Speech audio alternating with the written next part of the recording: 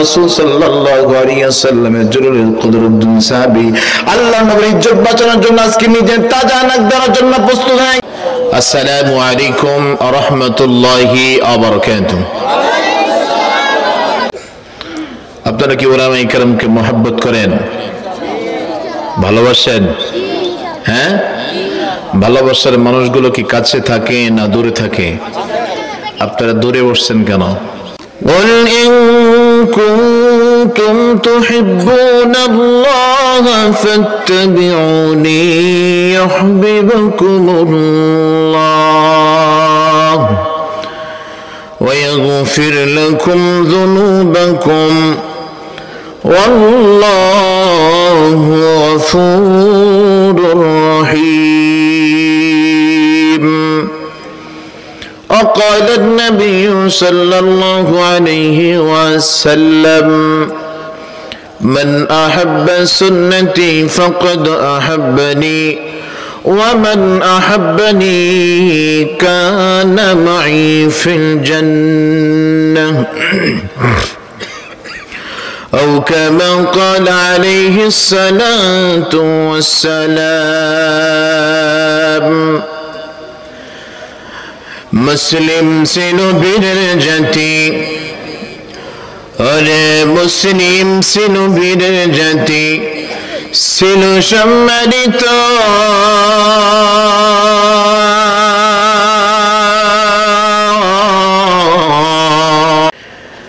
এক এলাকায় ছিল এক মুদির দোকানদার। তার একজন কর্মচারী ছিল, যে কর্মচারীর নাম হলো ইসলাম। নাম কি? আপনাদের কি আমার কথা বুঝতে কষ্ট হয়? আমার ভাষা বুঝতে কষ্ট হয় না তো? বুঝেন? তাহলে মেহেরবানি করে একটু কথার জবাব দিবেন। রাজি আছেন তো ইনশাআল্লাহ? তো মুদির দোকানে যে কর্মচারী, তার নাম কি? মাশাআল্লাহ। মুদির দোকানে ঘরে তার একজন সুন্দর একজন রমণী ছিল, যার নাম হলো শান্তি। নাম কি? ইসলাম আছে যেখানে, জোরে বলেন। মুদির দোকানদারের বুঝতে আর বাকি রইল না যে আমার কর্মচারী ইসলামের সাথে আমার কন্যা শান্তির গভীর সম্পর্ক চলতেছে। মুদির দোকানদার তার কর্মচারী ইসলামকে ধরে বেঁধে গেরায় গেরায় পিটুনি দিয়েছে।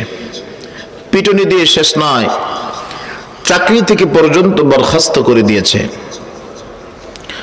ইসলাম বেচারা চিন্তা করলো, আরে এই ডিজিটাল জামানায় প্রেম করা অপরাধে মারো খালাম, আবার চাকরিচ্যুত হলাম, এটা তো মেনে নেওয়া যায় না। ইসলাম বেচারা ফোন লাগিয়েছে, শান্তি কোথায়? বলে আছি তো বাসায়।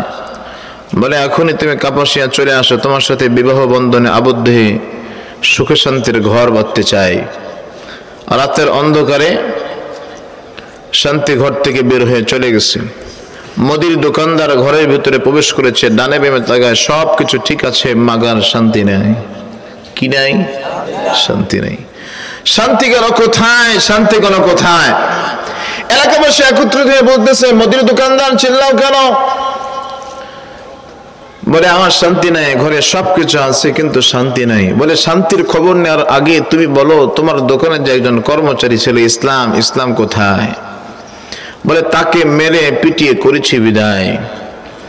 এলাকাবাসী এবার একত্রিত হয়ে বলল, মুদির দোকানদার তুমি বোকা, তোমার ইমানের খাদে লাগছে পোকা, এই জন্য তোমার কন্যা শান্তি তোমাকে দিয়েছে ধোকা।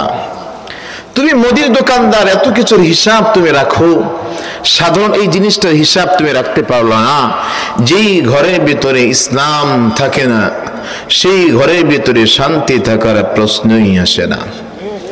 আজ ইসলাম আছে আমাদের টুপিতে, ইসলাম আছে আমাদের দাড়িতে, ইসলাম আছে আমাদের জুব্বার ভিতরে। আল্লাহ পাক রব্বুল আলামিনের পক্ষ থেকে নাযিলকৃত কোরআন, এই কোরআনকে আমরা মসজিদের চাদরের ভিতরে আবদ্ধ করে রেখেছি।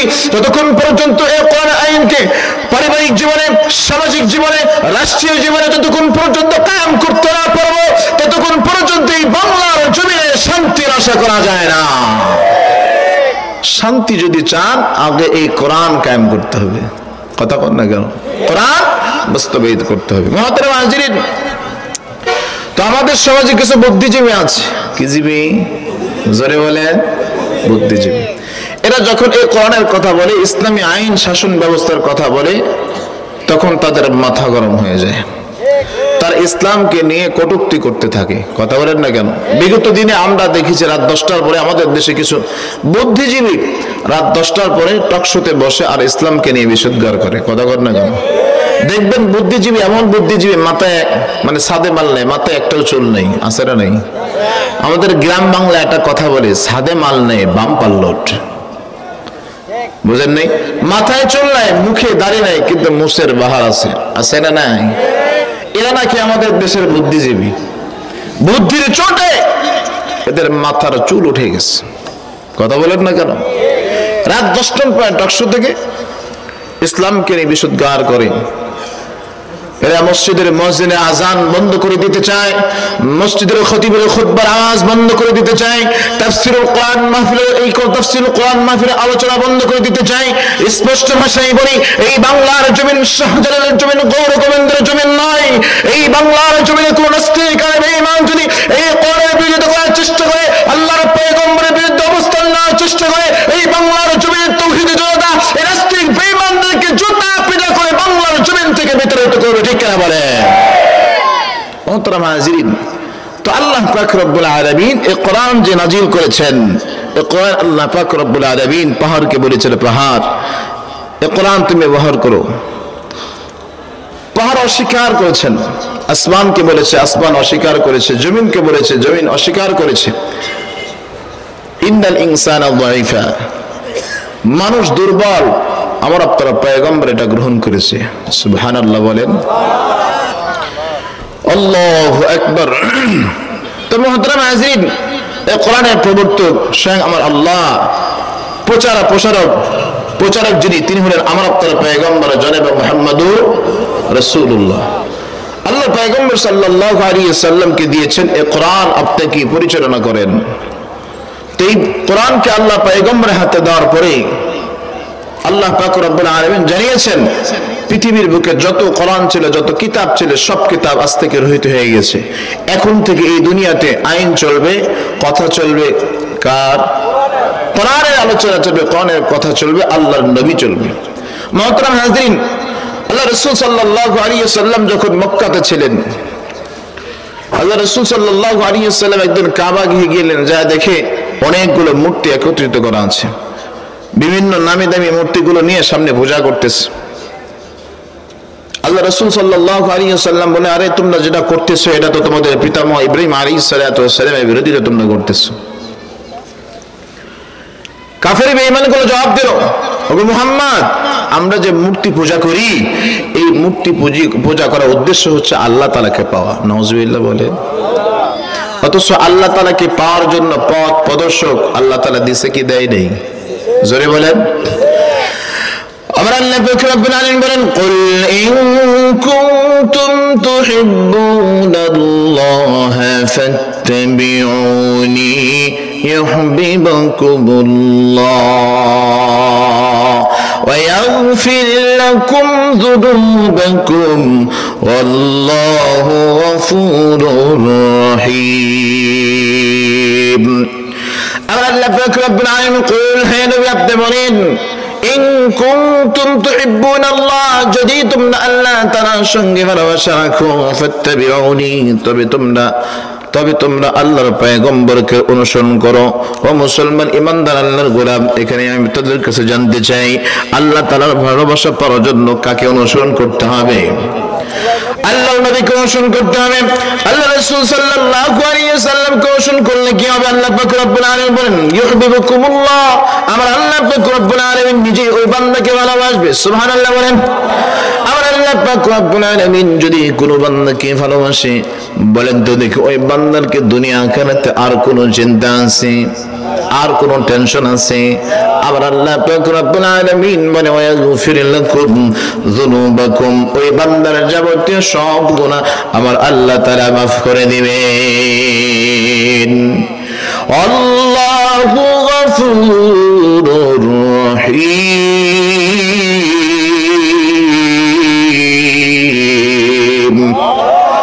কারণ আমার মালিক আল্লাহ, তার গুণ, তিনি রহমান, তিনি রহিম, তিনি বড় দয়ালু। আমার আল্লাহ পাক রব্বুল আলামিন পয়গম্বর আপনি তাদেরকে জানায় দেন তোমরা যদি আল্লাহ তাআলার ভালোবাসা চাও তাহলে আমি পয়গম্বরকে অনুসরণ করতে হবে।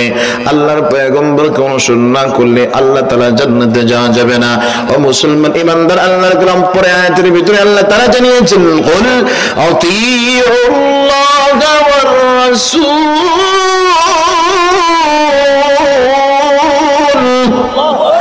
আমরা আল্লাহ পাক রব্বুল আলামিন কুল নবী আপনি জানিয়ে দিন আতিউল্লাহ ওয়ার রাসূল তোমরা অনুসরণ করো আল্লাহ ও তার রাসূলের। কেন অনুসরণ করবা? ফরমান জারি করেছেন কি আল্লাহ পাক রব্বুল আলামিন আয়াতে জানিয়েছেন ফাইন তাওয়াল্লাউ অতঃপর যদি তারা ফিরে যায় ফাইন্নাল্লাহা লা ইউহিব্বুল কাফিরিন। ও পয়গম্বর আপনি কাফির বেঈমানদেরকে জানায় দেন তাদেরকে যখন দাওয়াত আপনি পৌঁছে দিবেন যদি তারা মুখ ফিরে নেয় সে যদি আপনার কথা না শুনে তারা যদি আপনার কথা না শুনে তাদেরকে আপনি জানায় দেন ফাইন্নাল্লাহা লা ইউহিব্বুল কাফিরিন তবে আমার আল্লাহ তাআলা কাফির বেঈমানদেরকে ভালোবাসে না। কাফির বেঈমানদেরকে ভালোবাসে না, ভালোবাসে কাকে? মুমিন বান্দা যে তাকে আল্লাহ তাআলা ভালোবাসে। ঠিক কিনা বলেন? মুসলমান ইমানদার আল্লাহর গোলাম প্রথম আয়াতের ভিতরে যে কথাটা আল্লাহ তাআলা বলেছেন ফাত্তাবিউনি আল্লাহর পয়গম্বরকে অনুসরণ করো। আল্লাহর পয়গম্বরকে অনুসরণ করার নমুনা সবচেয়ে বেশি দেখিয়েছেন সাহাবায়ে কেরাম। ঠিক কিনা বলেন? আল্লাহর পয়গম্বর সাল্লাল্লাহু আলাইহি ওয়াসাল্লাম কিভাবে অনুসরণ করতে হবে একটি মিসাল দিলে আপনাদের বুঝতে বড় সহজ হয়ে যাবে। আল্লাহর পয়গম্বর সাল্লাল্লাহু আলাইহি ওয়াসাল্লাম মক্কা নগরীতে আছে, মক্কাতে আছে, দারুন নাদওয়া বসে গেছে, বৈঠক বসে গেছে যে মুহাম্মদকে আর মক্কায় রাখা যাবে না, তাকে হত্যা করতে হবে, কতল করতে হবে। রাতের বেলা আল্লাহর পয়গম্বর যখন ঘুমানোর জন্য রওনা হয়েছে, ঘুমানোর জন্য ঘরের ভিতরে প্রবেশ করেছে। রাতের বেলা আল্লাহর পয়গম্বর ঘুমায়, আল্লাহ পাক রব্বুল আলামিন হযরত জিবরাইল আলাইহিস সালাতু ওয়াস সালামকে পাঠিয়ে দিয়েছেন, যাও জিবরাইল যাও পয়গম্বরের কাছে বলো, পয়গম্বরের কাছে বলে দাও মক্কা নগরী তেনার জন্য আর নিরাপদ না, মক্কা থেকে মদিনায় হিজরত করতে হবে।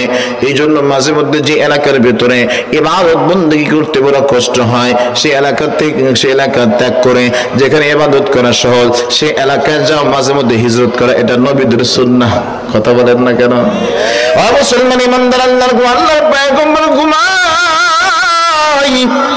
আল্লাহর ফেরেশতা জিবরাইল ডাক দিয়ে বলে ওগো পয়গম্বর আর ঘুমানোর সময় নাই, আপনার চতুর্দিক দিয়ে কাফির বেঈমানগুলো বেষ্টনী করে দিয়েছে। অল্প সময়ের ভিতরে সকাল যখন গনিয়ে আসবে কাফির বেঈমানগুলো আপনাকে কতল করে ফেলবে, আপনি খুরি মক্কা থেকে মদিনায় রওনা হয়ে যান। মুসলমান বন্ধুরা আমার কথাগুলো দিন দিয়ে বুঝবেন। আল্লাহর পয়গম্বর সাল্লাল্লাহু আলাইহি ওয়াসাল্লাম তার কদম সাহাবী আপন চাচাতো ভাই হযরত আলী রাদিয়াল্লাহু তাআলা আনহুকে ডাক দিয়ে বলে, আলী রে তুমি আমার বিছানার উপরে শুয়ে পড়ো। আলী রাদিয়াল্লাহু তাআলা আনহু বিছানার উপরে শুয়ে পড়েছেন, তার আপন চাদরটা দিয়ে মুখটা ঢেকে দিয়েছেন। আল্লাহর পয়গম্বর বের হয়ে যাবেন। আমি একটু আপনাদের কাছে একটু প্রশ্ন করতে চাই, একটু বলেন তো দেখি, সকাল হইলে আল্লাহর পয়গম্বরকে কতল করবে, কিন্তু কতল করবে আল্লাহর পয়গম্বরকে এই জন্য হিজরতের কথা বলেছে। সকাল হইলে কতলের কথা যদি আসে তাহলে কি হযরত আলীর ভিতরে কতলের ভয় নেই? মরণের ভয় নেই? কথা কন্যাকে মরণের ভয় আছে, কিন্তু হযরত আলী মরণের ভয় আছে। তারপরে আল্লাহ পয়গম্বর বলেছেন একটা মাত্র কথা বলেছেন, ওই যে আমি আগেই বলেছি যে সবচাইতে বেশি প্রসিদ্ধ সবচাইতে সাহাবায়ে কেরাম আল্লাহর পয়গম্বরকে বেশি মেনেছে একটা মাত্র কথা মানার জন্য, একটা মাত্র কথা মানার কারণে, আল্লাহর পয়গম্বরের কথা শোনার কারণে আল্লাহর গোলামের দিনের ভিতরে মরণের ভয় না। নবী আমার বলেছে দেখতে হবে, আমার কোনো ভয় নাই, আমার থাকতেই হবে।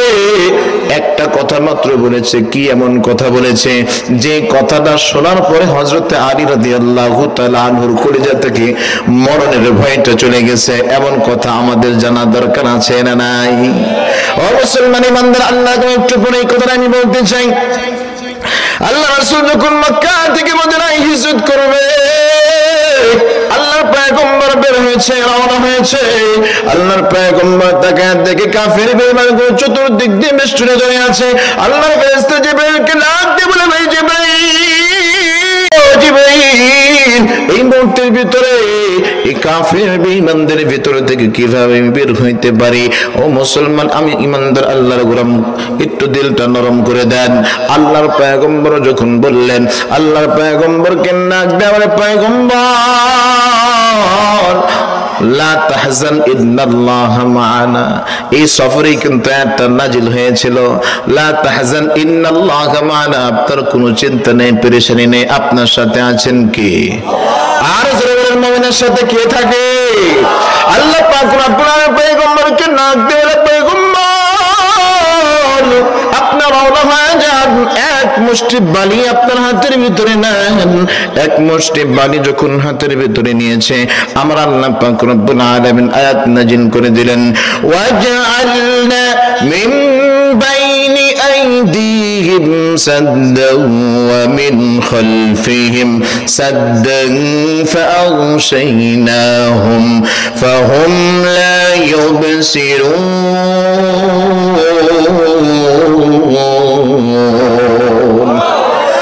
আল্লাহ পাক রব্বুল আলামিন আয়াত নাযিল করে দিয়েছে, ডাক দিয়ে বলে, পয়গম্বর আমার মুষ্টির ভিতরে ফু দেন। আয়াতটা পরে ফু দিয়ে যখন ছড়াইয়া দিয়েছে, প্রত্যেকটা কাফির বেঈমানদের চোখের ভিতরে আল্লাহ তাআলা বালিকণা পৌঁছায় দিয়েছেন। কাফির বেঈমানদের ভিতর দিয়ে আল্লাহর পয়গম্বর বের হয়ে চলে আসছে। সর্বপ্রথম আল্লাহর পয়গম্বর এমন একজন ব্যক্তির গলে দরজার সামনে দাঁড়াইছেন, যাকে নিয়ে স্বয়ং আমার আল্লাহ তাআলা করে ফখর। মক্কা থেকে মদিনায় যাকে আল্লাহ যাকে নিয়ে আল্লাহর পয়গম্বর করেছিলেন সফর, আজ আল্লাহর পয়গম্বরের কবরের পাশে যার কবর, তার নাম হলো হযরতে আবু বকর।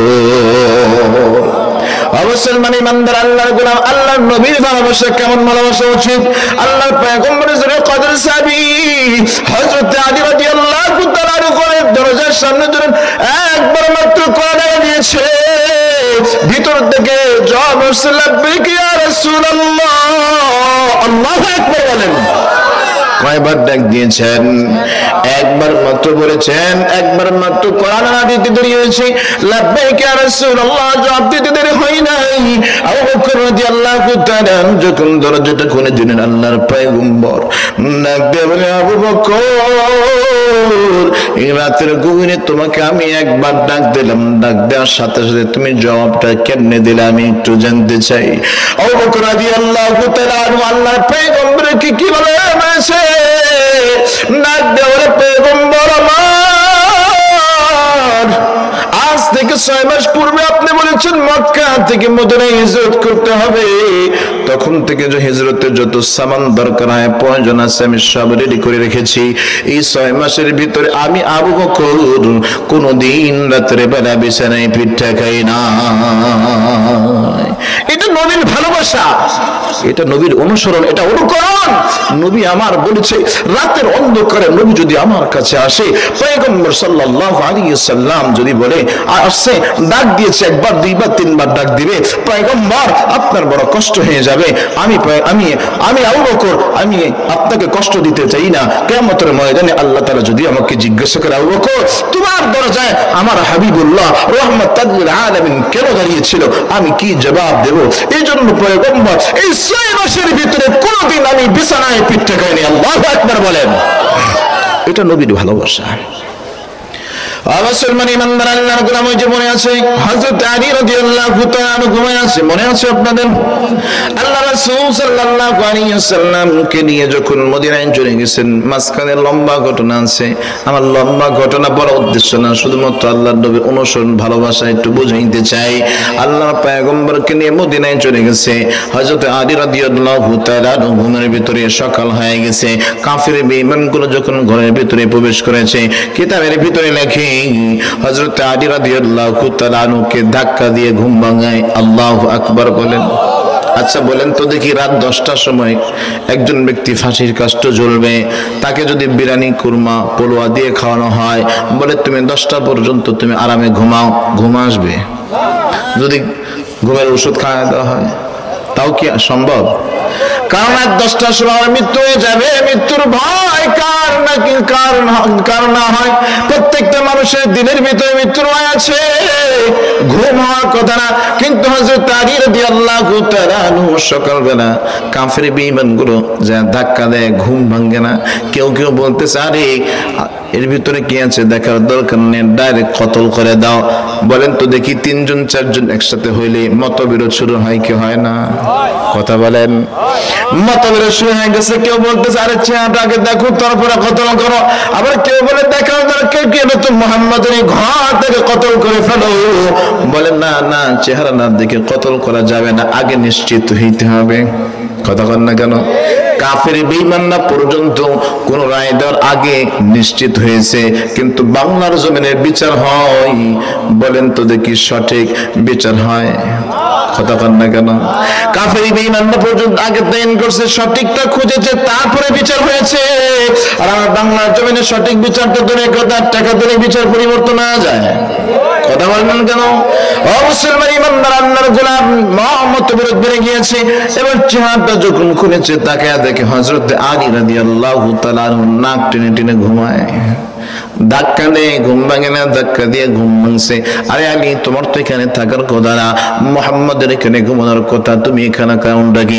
আলী এবার পাল্টা পাট নিয়েছে। রাখবো তোমরা আল্লাহর নবীকে পাহারা দিয়েছো, মুহাম্মদ কোথায়? তোমরা সে ভালো জানো, আমাকে জিজ্ঞাসা করো কেন?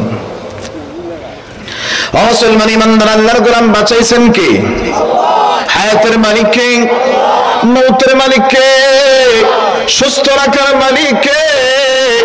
অসুস্থতা দান করার মালিক কে? আল্লাহ পাক রব্বুল আলামিন নিরাপদে মদিনায় পৌঁছে দিয়েছেন।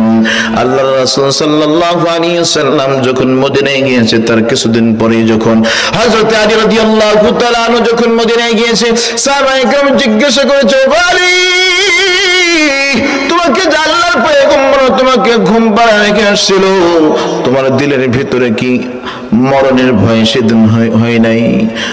আবার জিজ্ঞাসা করে, সেই রাত্রে থেকে তুমি কি ঘুমাইতে পারছিলে নাকি?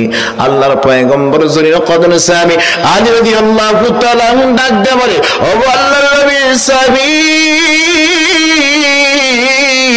একটা কথা ভালো করে শুনে রাখো, আমার জীবনে আমি যত ঘুম পেরেছি, যেদিন আল্লাহর পয়গম্বর একটা কথা আমার কানে বলে মদিনায় চলে আসছে, ওই রাত্রির মতো এত মজার ঘুম আমার জীবনে আর কোনোদিন পারি না।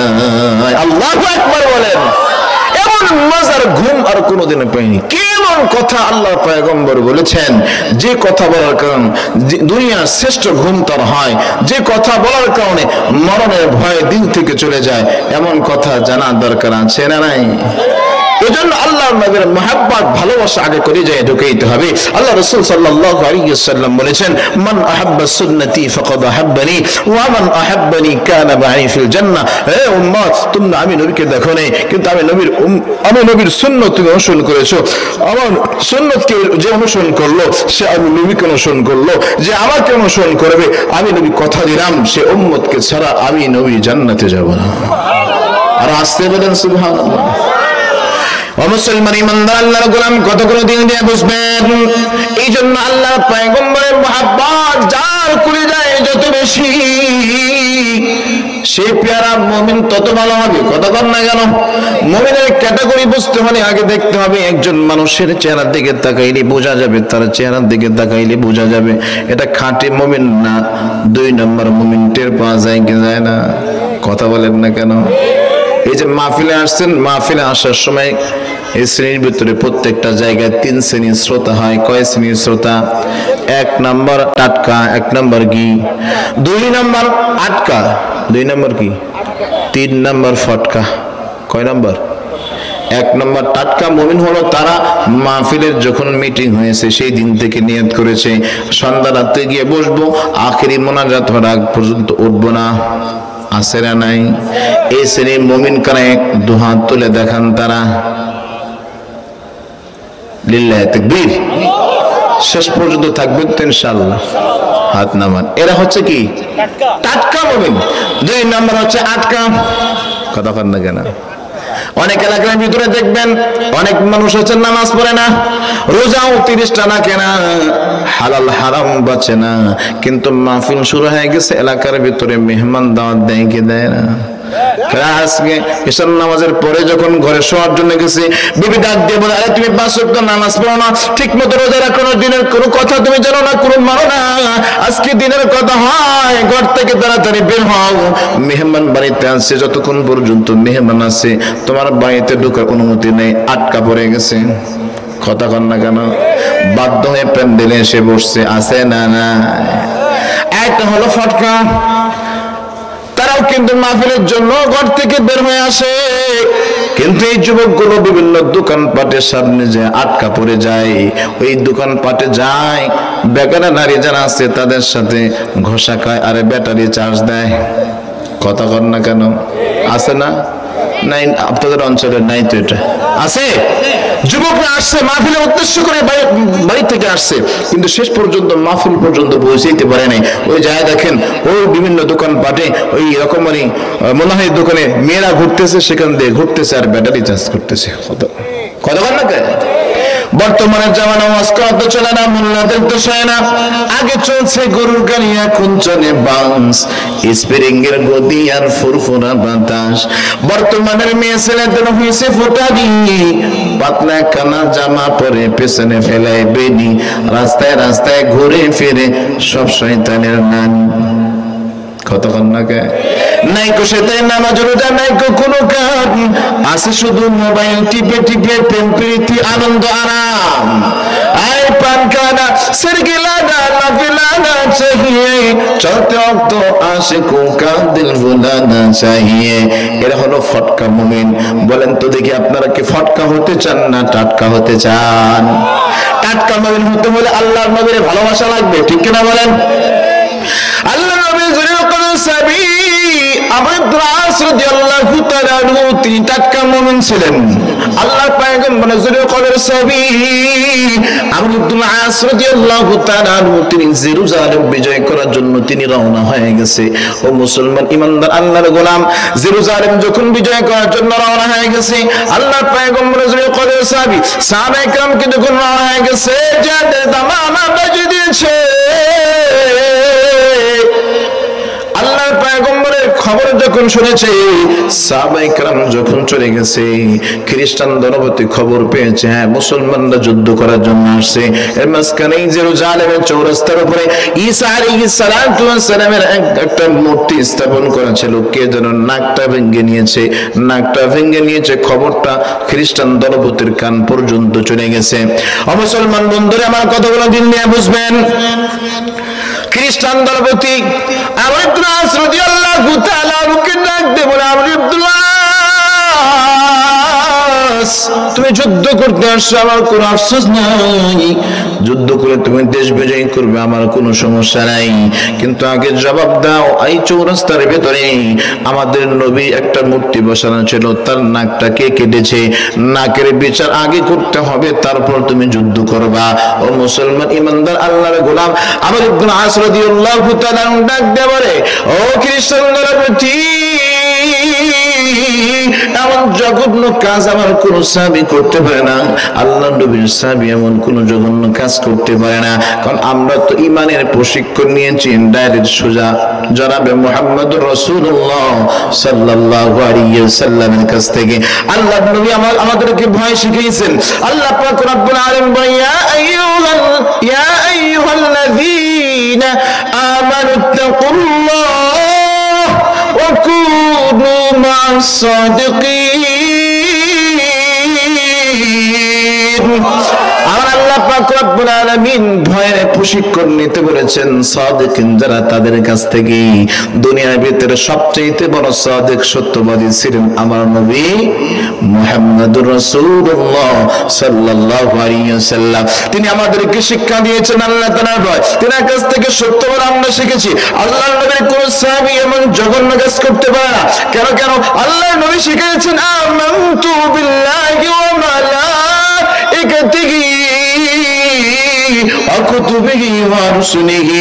আল্লাহ পয়গম্বর শিখিয়েছেন যত নবী রাসূল দুনিয়াতে আসছে প্রত্যেকটা নবী রাসূলের উপরে সম্মান দেখানো, এটা মুমিনের ঈমান। এটা কি মুমিনের ঈমান?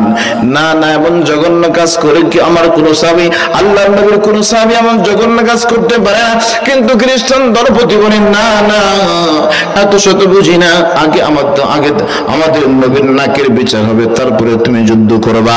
আমার ইবনে আস রাদিয়াল্লাহু তাআলা জিজ্ঞাসা করলেন, তুমি তোমাদের নবীর বিচার তুমি কেমনে করতে চাও? বলে তোমাদের নবীর বিচার আমি, আমার নবীর বিচার আমি এভাবে করতে চাই যে তোমাদের নবীর একটা মূর্তি বানানো হবে, এই চৌরাস্তার উপরে তার মূর্তি স্থাপন করে তার নাকটাও কর্তন করা হবে, এইভাবে আমি প্রতিশোধ নিতে চাই। আমার ইবনে আস রাদিয়াল্লাহু তাআলা ডাক দিয়ে বলে, খ্রিস্টানদের প্রতি আমি আমার ইবনে আস জীবিত থাকবে আর আমার নবীর মূর্তি স্থাপন করবা, এরা কোশ্চেন কেন হতে পারে না? আল্লাহু আকবার বলেন। এরা মুমিনের ঈমান। খ্রিস্টানদের প্রতি বলেন না না, এইভাবে তোমার নবীর সাথে, তুমি যেমন আমাদের নবীর সাথে বেয়াদবি করেছো, তোমাদের নবীর কাছ থেকে এভাবে প্রতিশোধ না হবে। আমার ইবনে আস রাদিয়াল্লাহু তাআলা ডাক দিয়ে বললেন, আরে আমার নবীর নাক কাটার দরকার কি, মূর্তি বানানোর দরকার কি? ধরে নাও, কিছু সময়ের জন্য তুমি ধরে নাও তোমাদের নবীর নাকটা আমি আমার ইবনে আস কেটেছি, আল্লাহর পয়গম্বরের উপরে একটা দোষ চাপবে, একজন মুমিন এটা সহ্য করবে? এটা কখনো ঈমানদার মুমিনের পরিচয় হতে পারে না। কথা বলেন না কেন? এই জন্যই তো উলামায়ে কেরাম আল্লাহর নবীর বিরুদ্ধে কেউ কথা বললে রাস্তায় নামে। কথা বলেন না কেন? ইন্নাল উলামা ওয়ারাসাতুল আম্বিয়া, উলামায়ে কেরাম হচ্ছে নবীদের ওয়ারিস। এই জন্য নবীর উপরে কোন আঘাত আসলে উলামায়ে কেরাম ঘরে বসে থাকতে পারে না। ঠিক কিনা বলেন? আর ইবনে আস রাদিয়াল্লাহু তাআলা তিনি বললেন, যদি তুমি কিছু সময়ের জন্য তুমি ধরে নাও তোমাদের নবীর নাকটা আমি কেটেছি, বিচার হওয়ার দরকার আমার বিচার করো। আল্লাহর নবীর কীর্তির নাক কাটার দরকার কি? আমি তো আমার তাজা নাক দেওয়ার জন্য প্রস্তুত হয়ে গেছি। আল্লাহু আকবার বলেন। আমার ইবনে আস রাদিয়াল্লাহু তাআলা শোনার পর খ্রিস্টান দ্বারা যদি কোন সেনা প্রধান সে যদি তার নাক কাটা দেয়, বলেন তো দেখি ওই দলের সাথে কি আর কোন বোকারা যুদ্ধের দরকার আছে? কথা বলেন। তার কোন যুদ্ধের দরকার নেই, বলে রাজি হয়ে গেছে, ঠিক আছে তোমার নাকটা কর্তন করা হবে।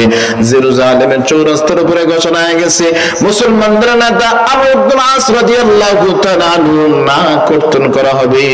কাফির বেঈমানগুলো সকলে একত্রিত হয়ে গেছে। ও মুসলমান ঈমানদার আল্লাহর গোলাম, আবু ইবনে আস রাদিয়াল্লাহু তাআলা নাক কাটবে।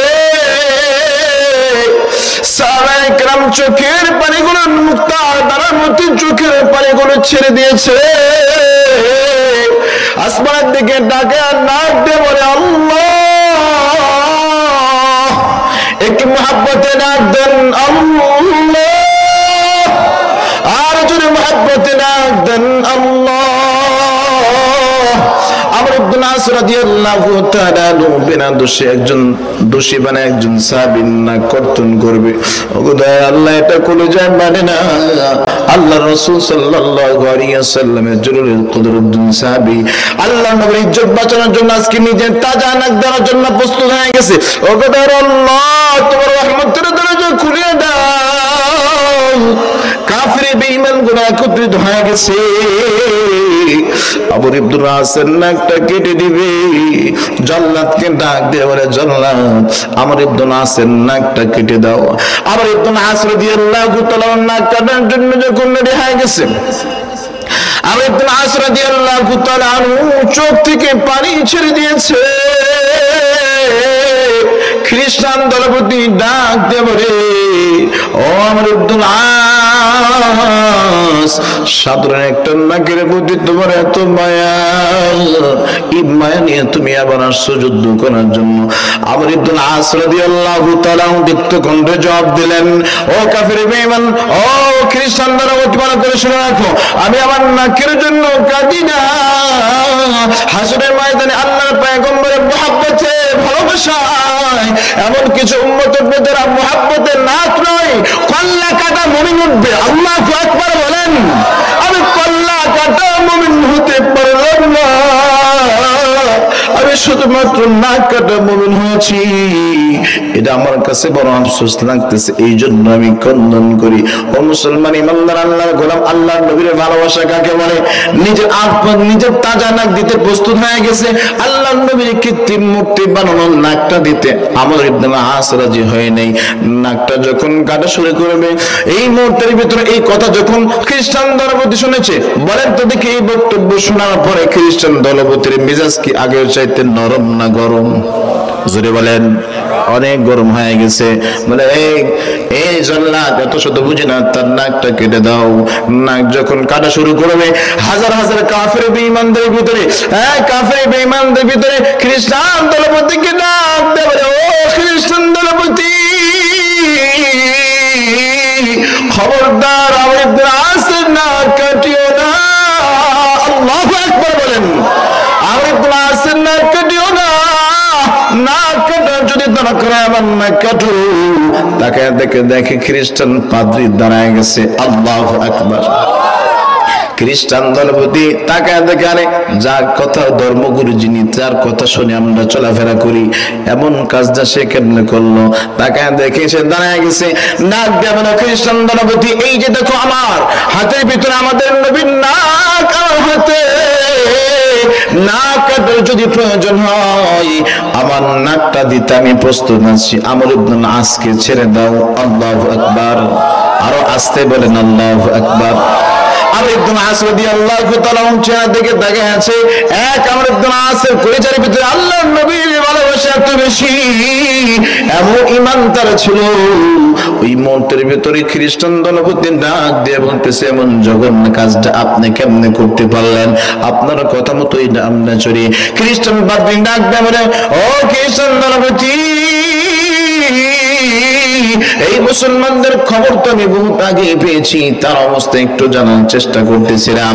আমি যখন শুনলাম মুসলমানগুলো যুদ্ধ করার জন্য চলে আসছে, নবীর প্রতি তাদের ভালোবাসা কেমন, মুহাব্বত করে একটু যাচাই করতে চাই না। আরে তারা তো এমন জাতি, যে জাতি আল্লাহর নবীর মূর্তি বানাইতে দিতে রাজি হয় না। আল্লাহু আকবার। আরে তারা তো এমন জাতি যে আল্লাহর নবীর মান ইজ্জত সম্মান রক্ষা করার জন্য নিজের তাজা জীবন দিতে প্রস্তুত হয়ে যায়। এমন জাতি কোন সাধারণ জাতি হতে পারে না। ও আমার ইবদুল্লাহ, আর দেরি করিও না, আমাকে এখনই পড়ায় দাও, লা ইলাহা ইল্লাল্লাহ মুহাম্মাদুর রাসূলুল্লাহ সাল্লাল্লাহু আলাইহি ওয়াসাল্লাম। এটা আল্লাহর নবীর মুহাব্বত ছিল, ভালোবাসা ছিল। আমর ইবনে আস রাদিয়াল্লাহু তাআলা আনহু কলিজার ভিতরে এত ভালোবাসা ছিল, এত মুহাব্বত ছিল, ঈমান এত তাজা ছিল যে একজনের কথার কারণে আল্লাহ পাক রব্বুল আলামিন ওই মাঠের ভিতরে একসাথে 50,000 ইহুদি মুসলমান হয়ে গেল। ঈমানের পর কয়জনের কথা বলেন, কয়জন? একজনের ঈমানের পর আল্লাহর নবীর মুহাব্বত ভালোবাসার নিদর্শন হচ্ছে এটা। ও মুহতারাম হাজিরিন, এতক্ষণ পর্যন্ত আপনারা হাদিস থেকে আল্লাহ রাসূল সাল্লাল্লাহু আলাইহি ওয়াসাল্লামের ভালোবাসার কথা আপনারা শুনতেছেন। আচ্ছা একটু চলেন তো দেখি, যে নবী সম্পর্কে এতক্ষণ পর্যন্ত কথা বলতেছিলাম, সেই নবী সম্পর্কে আমার আল্লাহ তাআলা কি বলেন এটা জানা দরকার আছে না নাই? চলেন একটু কোরআনকে যে আমরা জিজ্ঞাসা করি, ও কোরআন এই নবীকে নির্বাচন করছে কে? কোরআন বলে আল্লাহু ইয়াসতাফি মিনাল মালাইকাতি রাসূলা ওয়া মিনান নাস। কোরআন বলে এই নবীকে আমার আল্লাহ তাআলা নির্বাচন করছে। বলে বুঝলাম, ও কোরআন এই নবীকে আমার আল্লাহ পাক রব্বুল আলামিন কোন জিনিস দিয়ে নির্বাচন করছে? কোরআন বলে হুয়াল্লাযী আরসালা রাসূলাহু বিল হুদা ওয়া দীনিল হক লিইযহিরহু আলা দ্বীন কুল্লি ওয়া কাফা বিল্লাহি শাহীদা। কোরআন বলে এই নবীকে দ্বীনে হক এবং হেদায়েত দিয়ে আমার আল্লাহ তাআলা প্রেরণ করছে। মানে বুঝলাম, ও কোরআন এই নবীর নাম আল্লাহ তাআলা কোনটা রাখছে? কোরআন বলে মুহাম্মাদুর রাসূলুল্লাহ, এই নবীর নাম আল্লাহ তাআলা মুহাম্মদ রাখছে। বলে বুঝলাম, ও কোরআন এই নবী যে দুনিয়াতে চলাফেরা করবে, ওঠা বসা করবে, এরা কারা? কোরআন বলে ওয়াল্লাযীনা মাহু আশিদ্দাউ আলাল কুফফারি রুহামাউ বাইনাহুম। কোরআন বলে এরা হলো সাহাবায়ে কেরাম, কাফেরদের সাথে শক্ত, মুমিনদের সাথে সহনশীল। বলে বুঝলাম, ও কোরআন এদেরকে চেনার উপায় কি, পদ্ধতি কি? কোরআন বলে তারাহুম রুকআন সুজদান ইয়াবতাগুনা ফাদলান মিনাল্লাহি ওয়া রিদওয়ানা। কোরআন বলে এদের চেহারার দিকে তাকাইলে, তাদের চেহারার দিকে তাকাইলে দেখবা তাদের চেহারাগুলো নূরে ঝলমল ঝলমল করে এই আল্লাহর জমিনে আল্লাহ তাআলার সন্তুষ্টি নিয়ে চলে। বলে বুঝলাম ও কোরআন এই নবীকে আল্লাহ পাক রব্বুল আলামিন কোন কাজ দিয়ে দুনিয়াতে প্রেরণ করছে? কোরআন বলে ইয়া আইয়ুহার রাসূল বাল্লিগ মা উনজিলা ইলাইকা মির রাব্বি ওয়া ইন লাম তাফআল ফামা বাল্লাগতা রিসালাতা। কোরআন বলে এই নবীকে আল্লাহ পাক রব্বুল আলামিন দাওয়াত তাবলীগের কাজ দিয়ে প্রেরণ করছে।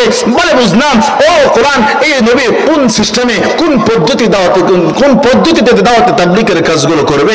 কোরআন বলে উদউ ইলা সাবিল রাব্বিকা বিল হিকমা ওয়াল মাউইদাতিল হাসানা। কোরআন বলে হিকমা বড় প্রজ্ঞার সাথে এই নবী দাওয়াত তাবলীগের কাজগুলো করবে।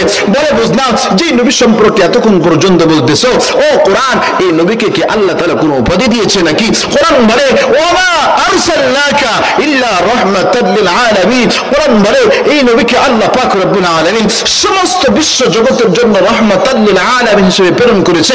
বলে বুঝলাম ও কোরআন এই নবীকে এই নবী সম্পর্কে আরেকটু বলো, এই নবীর চরিত্রটা কি একটু জানতে চাই। কোরআন বলে ইন্নাকা লা আলা খুলুকিন আযীম। এই নবীর চরিত্র তিনি মহান চরিত্রের অধিকারী। বলে বুঝলাম ও কোরআন তাহলে কি এই নবীকে আমরা মানতে পারি? এই নবীর আদর্শটা কি? এই নবীর আদর্শটা কেমন হবে একটু বলো। কোরআন বলে লাকাদ কানা লাকুম ফি রাসূলিল্লাহি উসওয়াতুন হাসানা লিমান কানা ইয়ারজুল্লাহ ওয়াল ইয়াউমিল আখিরা। কোরআন বলে আরে ওয়ালা কিয়ামত পর্যন্ত সকল উম্মতের জন্য উত্তম আদর্শ নমুনা দিয়ে আল্লাহ তাআলা প্রেরণ করছে। বলে বুঝলাম ও কোরআন তাহলে কি এই নবীকে আমরা অনুসরণ করতে পারি, মানতে পারি, অনুকরণ করতে পারি? কোরআন বলে 100% কুল ইন কুনতুম তুহিব্বুনাল্লাহ ফাত্তাবিউনি ইউহিব্বুকুমুল্লাহ ওয়া ইয়াগফির লাকুম যুনুবাকুম ওয়াল্লাহু গফুরুর রহিম। কোরআন বলে এই নবীকে আল্লাহ পাক রব্বুল আলামিন মানব বস্তু বানায় দুনিয়াতে প্রেরণ করছে। এই নবীকে যারা মানবে, এই নবীকে যারা মানবে আল্লাহ পাক রব্বুল আলামিন তাদের জিন্দেগীর গুনাহ খাতা মাফ করে দিবে। বলে বুঝলাম শেষবারের মতো কোরআন তোমার কাছে জানতে চাই এই নবীর পথ ও মত অনুযায়ী যদি চলি আমাদের শেষ লাভ কি, ফায়দা কি? কোরআন বলে জান্নাতুল ফিরদাউস নুজুলা। ও হে মুমিন তোমার মরণ হইতে দেরি হবে, জান্নাতুল ফিরদাউসের মালিক বানাইতে আমার আল্লাহ তাআলা এক সেকেন্ড দেরি করবে না।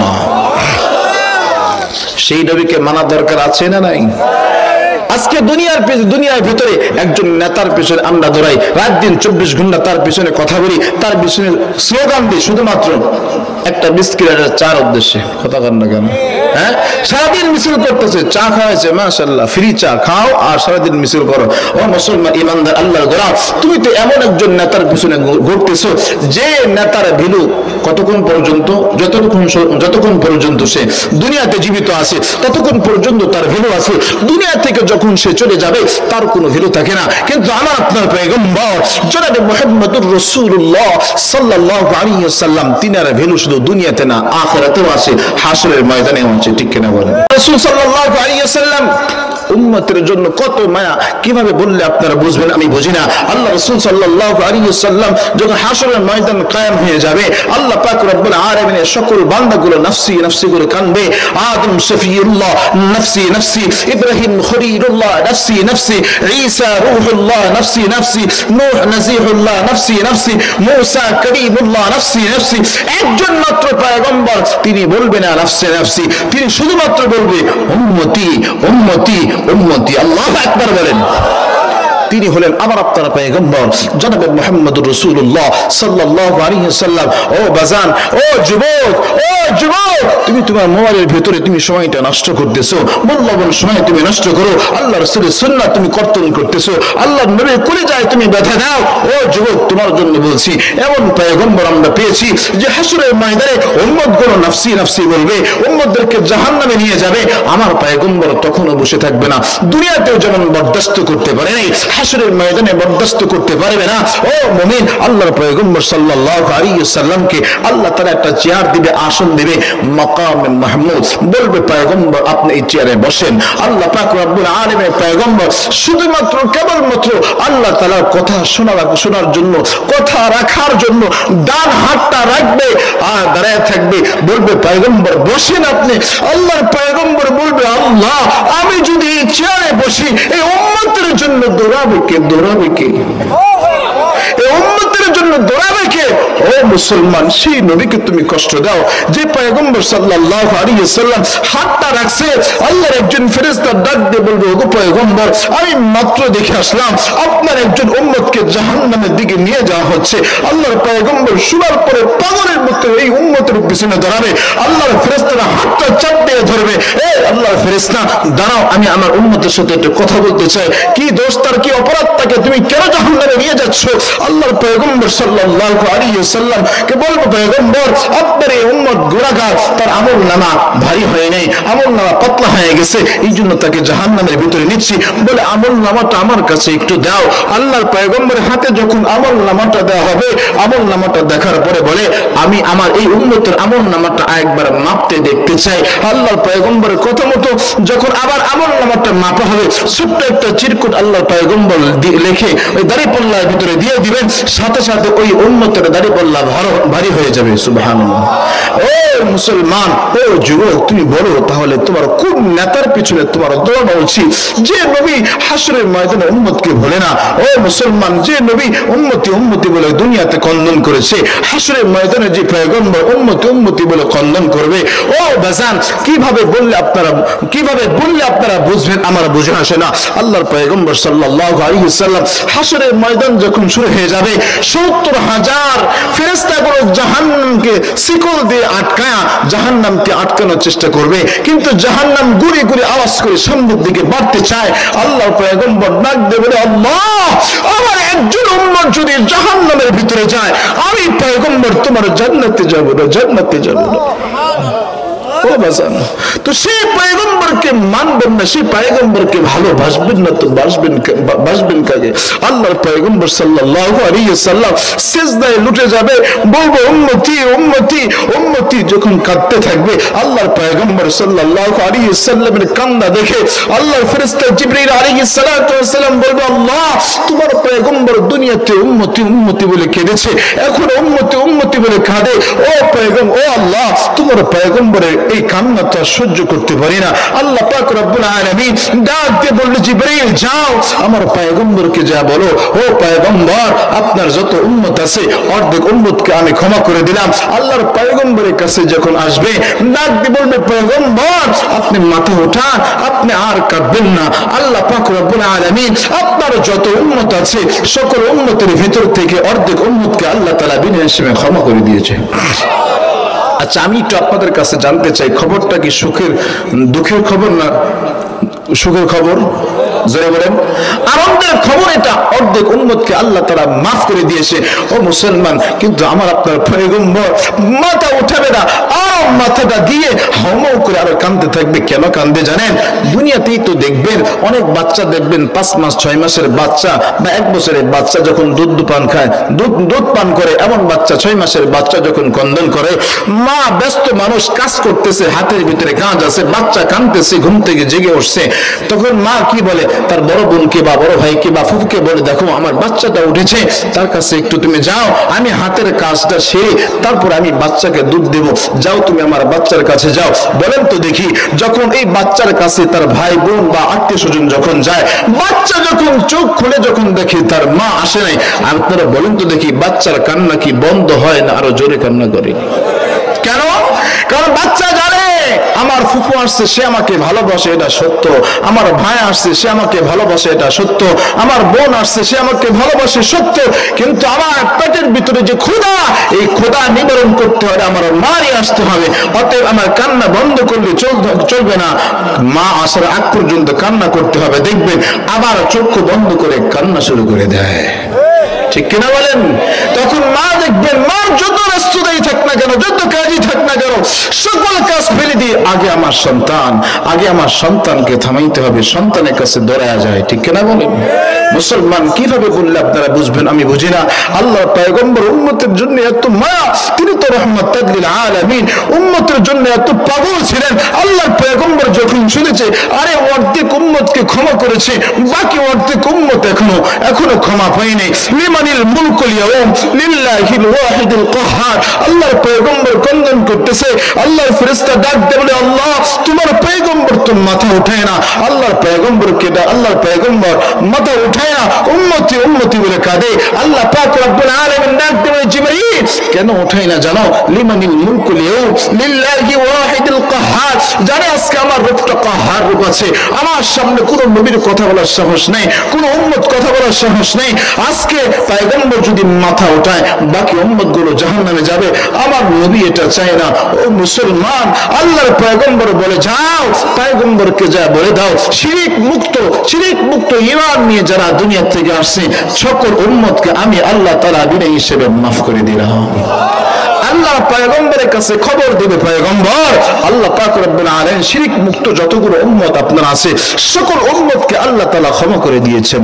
সাথে সাথে আল্লাহর পয়গম্বর মাথা উঠাবে, তার আগ পর্যন্ত আল্লাহর পয়গম্বর উম্মতের দরদি হয়ে উম্মতের মায়ায় পড়ে কাঁদতে থাকবে, উম্মতি উম্মতি উম্মতি।